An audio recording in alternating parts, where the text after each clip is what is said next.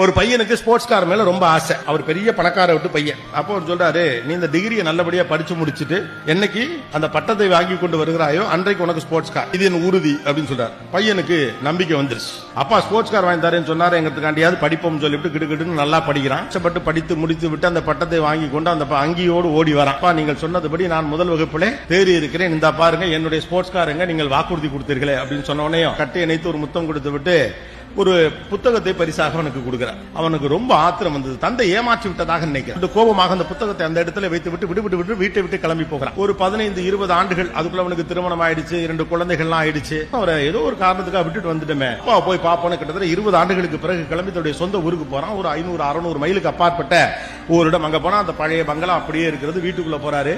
அவர் சிறு வயதில் இருந்த போது சிறு வயது பிள்ளைகளாக அங்க வேலை பார்த்த சில பேர் எல்லாம் பெரிய ஆளாகி அங்க இருக்கிறாங்க. அப்பாவுடைய போட்டோ இருக்காங்க. அப்பா செத்து போயிட்டார்.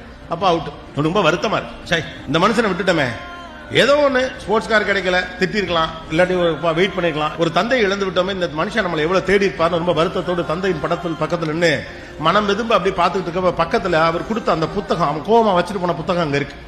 அந்த புத்தகத்தை எடுத்து அப்படியே புரட்டிக்கிட்டே தந்தை நினைவுகளோடு பார்த்துக்கிட்டே இருக்கான். அப்படியே புரட்டுறான். அப்படியே புத்தகத்தை வரப்ப கடைசி பக்கத்துல பார்த்தா அவர் அந்த ஸ்போர்ட்ஸ் கார் வாங்கினதுடைய பில்லு அதுல இருக்கு. அந்த ஆளு நேரா அதை கொடுத்து போடா போய் கார் எடுத்துட்டு வரான்னு சொல்லாம அது ஒரு புத்தகத்துக்குள்ள வச்சு கொடுத்துருக்காரு.